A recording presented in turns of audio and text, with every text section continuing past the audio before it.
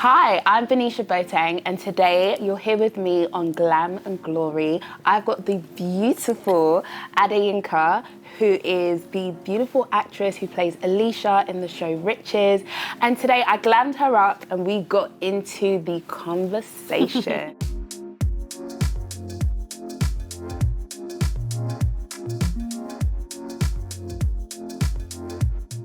I feel like with your character, there's so many areas where I just think, oh my God, she's so similar to me.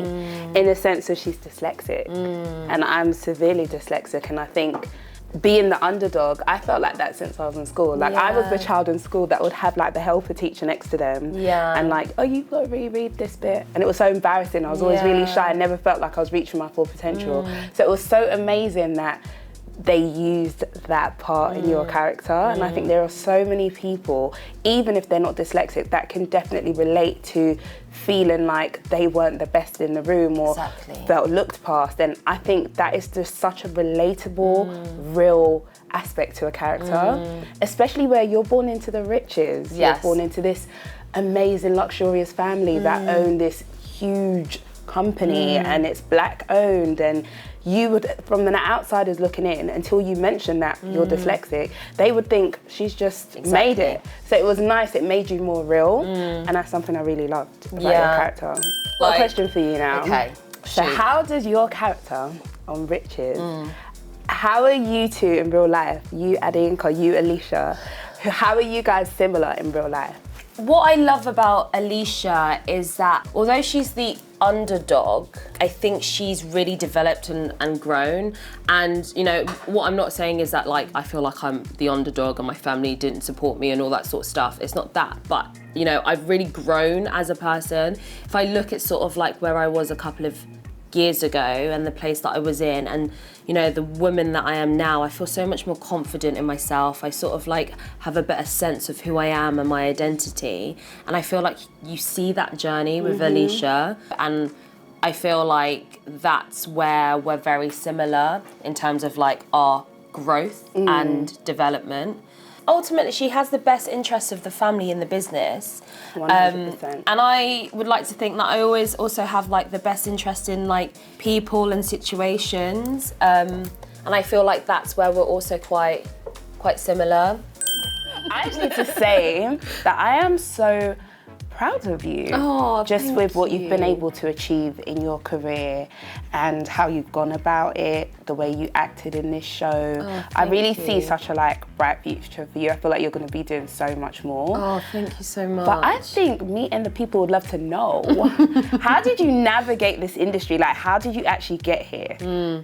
It's been a journey, that's for sure. Basically, so I went to uni and I did a acting degree, and I graduated uni thinking, actually, I don't know if I want to be an actor. I don't know if I have what it takes to be an actor. What made you feel like that? I just like, you know, when you speak to your tutors and they tell you sort of like the realities of the industry, I just thought, you know what, maybe I'm not good enough to deal with all of that. And I just went into sort of like working behind the scenes. So I actually started producing. So I produced like short films and film festivals and all that sort of stuff. But oh wow, so you really understand both sides of it, being behind. Okay. Absolutely. But while I was doing all of that, I was really missing acting a lot. And I thought, you know what? If you don't do something that you love, you will always regret it. And every time I would like see a TV show or watch a theatre show, I'd be sat in the audience, obviously like loving the show, but also going, oh, I wish I could do that. I wish I want to do that. So I did a course, a free course for working class actors. That's where my agent sort of like saw me. And so that must have been about six, 7 years ago. And since then I've sort of like done small gigs, and Richards was my biggest gig.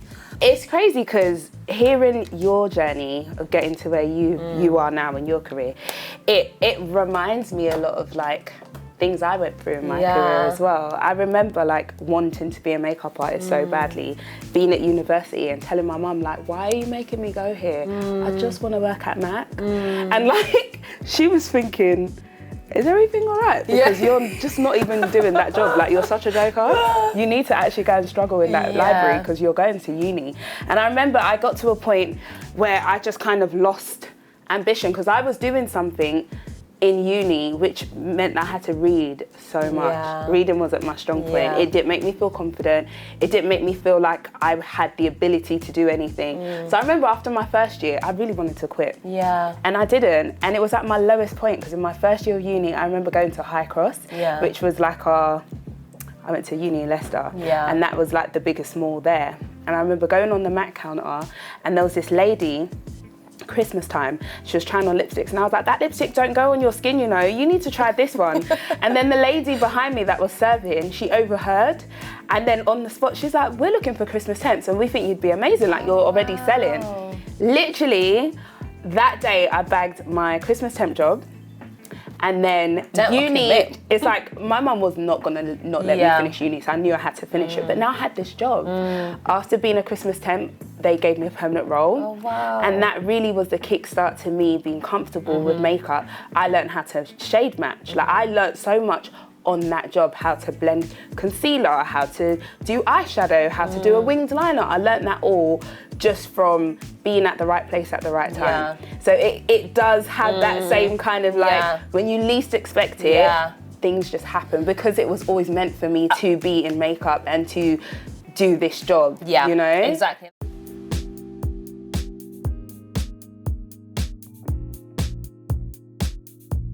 So you've got one brother in real life, and on the show you've only got one brother as well. Yeah, it was just, do you know what, it's so... Did that remind you of your real life? Yeah, it was just so weird, because I was like, I have a younger brother and a younger sister. And you know, that was nice to sort of like take upon sort of like my relationship with my sister and my brother and sort of like feed that into sort of like the characters. But they're quite different, actually.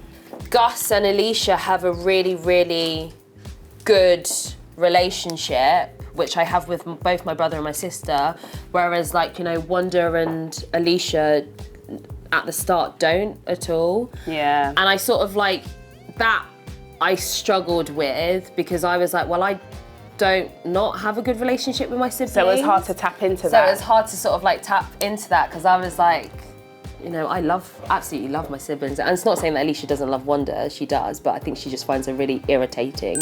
There was a part of the show that I was slightly triggered by, because Claudia was really trying to have all the light-skinned babes in the campaign, and you had to be like a bit mixed. How was that for you, just relating back to being a black woman in this industry, and already there is a lack of representation of us? So how does it make you feel that she was like, had that stance? I'm asking Alesha. Yeah. How does Alesha feel? Alesha was devastated, and I think she doesn't show it as much because she also is thinking to herself, this is business, and she is speaking to her mum. But you know, if you look at the scene closely, you can see on her face that she's like almost like fed up with it. She's like literally like, come on guys, like let's be for real. We can't continue to go down this route of having the same type of person as, you know, the face of the brand. Which is why that moment when, you know, the dark-skinned model is announced at the gala is such a pivotal moment, which is obviously overshadowed by all the drama that happens. But like, for Alesha, that's a win for her, and it's a step forward. I felt Alesha. That's why I asked you, because I remember watching it and I feel like I could see in your face, like you were like, this is so bad. Yeah. But there's a part of you that's got that, you know, respect of being, this is my mum that wants this, and I don't want to overstep her.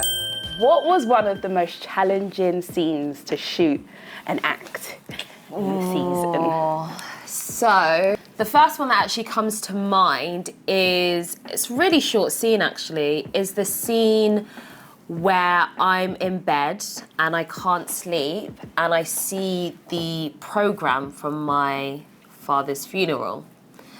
That was quite difficult to film because, you know, there's a lot of emotions in that scene, and especially for like Alesha, because her relationship with her dad was not the best at all. Yeah. And I think, you know, when I was talking to Sebastian, who directed that episode, and I was like, you know, there's so many ways that we can play this. Like, you know, she could be really upset or she couldn't care and all this sort of stuff. But what came out of it was just a range of emotions that she could feel. And that was quite difficult to sort of like gauge, but also quite difficult in terms of like, because the scene was very emotional as well. And when you're like doing stuff like that as well, you really need to get into the right headspace and be focused. So that was quite difficult. Do you think it challenged you on an actor vibe or channeling your emotions for that? Absolutely. Because obviously when you're filming, they're like, great, okay, everyone ready, action, and you literally have to like get emotional on cue. So that's always quite hard. And then obviously you're doing loads and loads of takes, so it's like, how many times can you cry in a take? So that's quite difficult. At any point was the tears like squeezing it out? Yeah, there was one point, like the makeup artist was like, do you need a tear stick? Because it's not coming out. But I was like, no, just give me some time. I'll get there. So that was difficult, but it was enjoyable. I really enjoyed it, and it challenged me as an actor. And with that being said, your makeup look is complete. Oh. And this is giving my favourite scene. Okay. Because it's giving pretty girl. Okay, stop. I'm just going to spray you in real quick. Lock her in. You look gorgeous. Thank you. And your conversation is just great. I feel like I'm inspired by you. You too. It's been great chatting, and I feel like $1 million. You look it, girl. I gotta walk. I'm literally just gonna walk down my road. Riches. Yeah, it's giving riches. It's giving riches. The face card never declines. You look gorgeous. Thank you.